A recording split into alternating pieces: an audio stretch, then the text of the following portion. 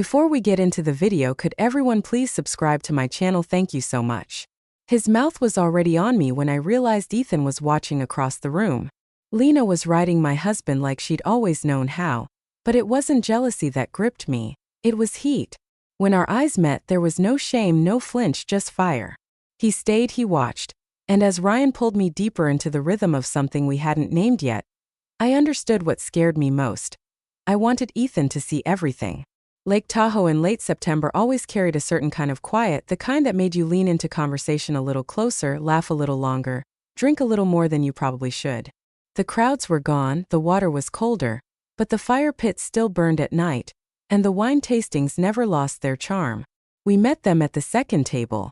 It wasn't planned, just one of those accidental alignments the universe gives you when you least expect it. Lena and Ryan, newlyweds from San Diego, all sunshine and suggestion, sat across from us at the Vineyard's twilight pairing event. Her dress was too thin for the mountain air. His shirt was unbuttoned just enough to say, "We're not in office mode anymore."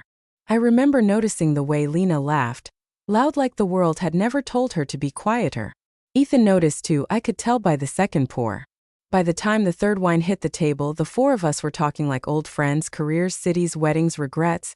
All of it became part of the rhythm, the kind of talk that feels like it's leading somewhere, even if you don't know where yet. Then came the game.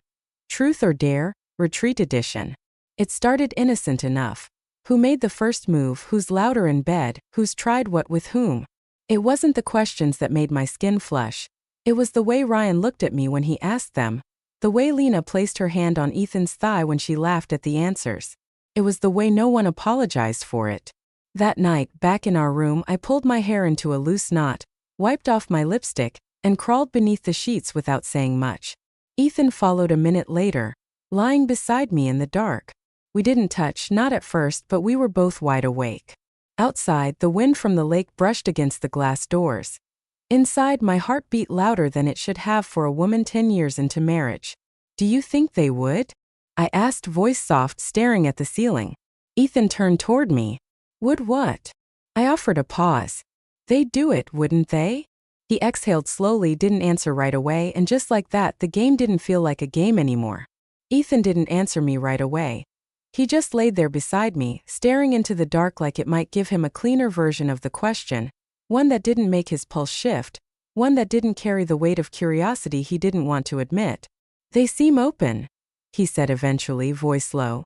"Guarded open," I echoed. "That's a word." He shifted on the bed, the sheet pulling across his waist as he turned. To face me, I could see the outline of his jaw in the dim light, the way it tightened when he thought too hard. "You're serious?" he asked. I didn't blink. "I'm curious." His eyes searched mine like he was trying to find the joke, but I wasn't smiling. I was just waiting for him, for us, for the silence between us to name itself.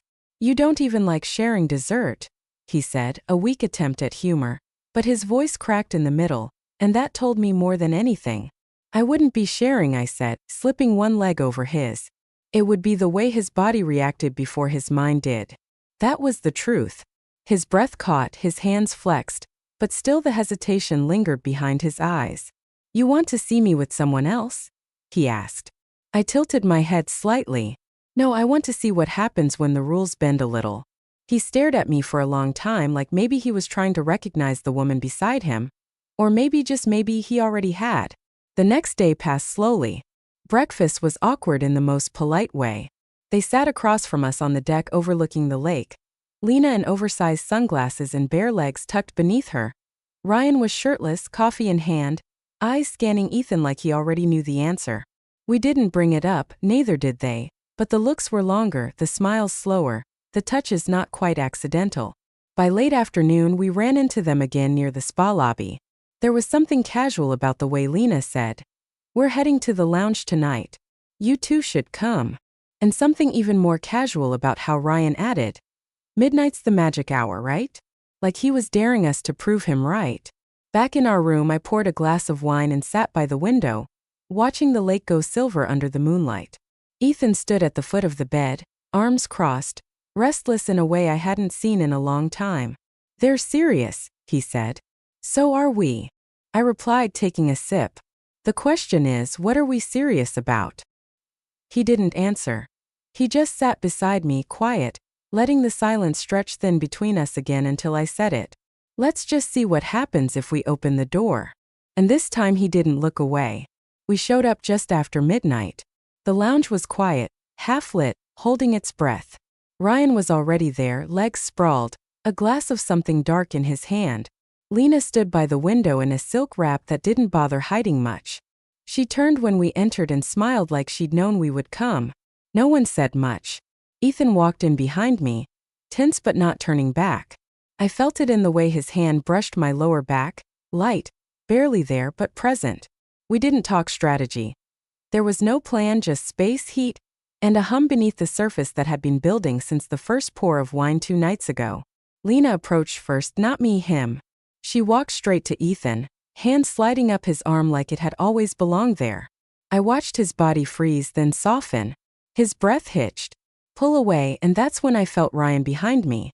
He didn't touch me right away, just stood close enough for my skin to notice his breath near my neck, steady and waiting. I didn't wait. I turned, placed a hand on his chest, and looked him in the eye. He raised an eyebrow, lips tugging into something between a smirk and permission. When his mouth found mine, I let it.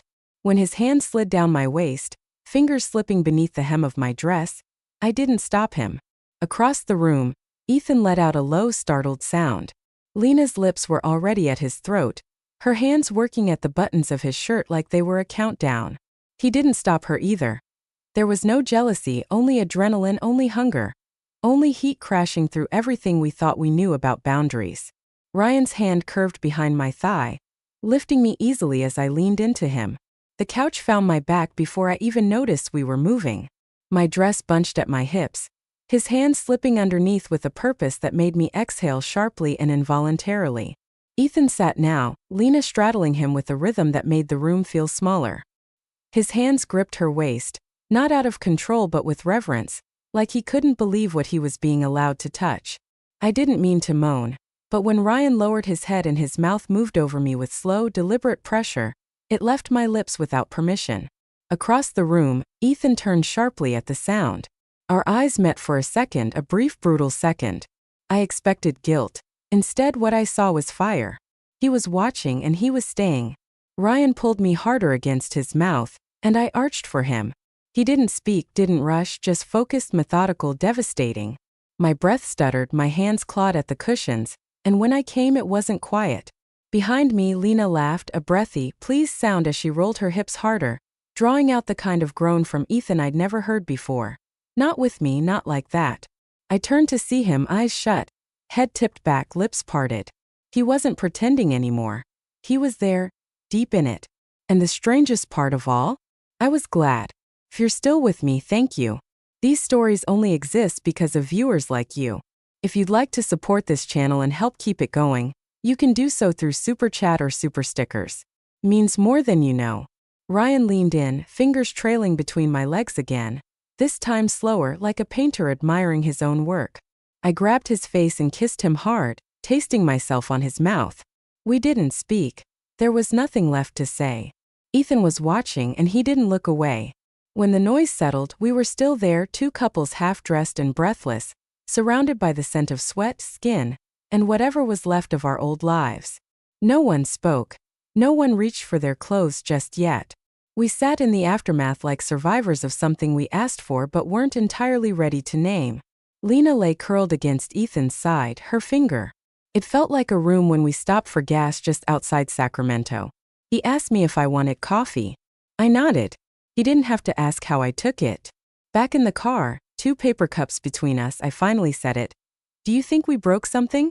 He didn't answer right away, just sipped, nodded, then said, I think maybe we found a crack that was already there.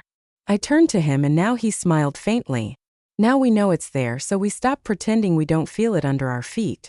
I didn't realize how much I needed that answer until I heard it. Because that's the truth, isn't it?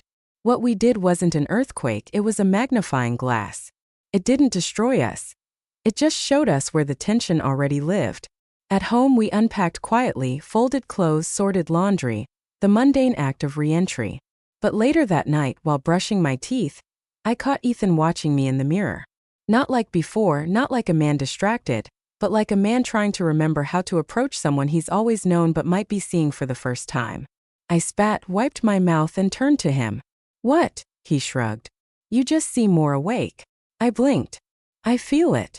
He nodded again, slow, then added, I think I'm still catching up. That night we didn't have sex. We didn't try to reclaim or recreate anything. We just lay together, forehead to shoulder, breath to breath.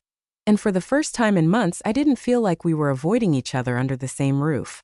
I felt like we were choosing to stay. We never talked about it in detail.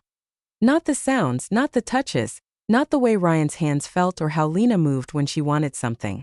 We didn't dissect it, we didn't romanticize it either. What happened that night was real, was raw, and it was ours no matter how little we understood it in the moment. It didn't ruin us. It didn't save us. It simply peeled something back, something we had stopped looking at a long time ago. In the weeks that followed, we moved differently. Ethan kissed me longer before work. I asked him more questions and actually waited for the answers. We were more honest, not just about what we wanted but about what we feared. And maybe that was the most important part, not the night itself but the permission it gave us to look closer. People love to say what they'd never do, that they'd never cross a line, never blur a vow, never entertain desire outside the walls they built together. And maybe they never will. But I've learned that until the door is cracked open and someone on the other side looks at you like they already know what you're thinking, you don't really know yourself. What happened in Lake Tahoe didn't make me less married. It didn't make me a stranger to my husband. It just reminded me vividly, almost brutally, that I'm still a woman, still alive in ways I had let drift into sleep. If you're listening and part of you feels seen, even in a way you don't want to admit, you're not alone. Whether you'd say yes, no, or never, I hope you at least ask yourself why this story made you feel something. Curiosity, discomfort, or even just recognition. Drop a comment or leave a like to let me know you're here. If you'd like to hear more stories that explore the quiet, messy truths most people won't say out loud, don't forget to like and subscribe. I promise there's more where this came from. See you in the next one.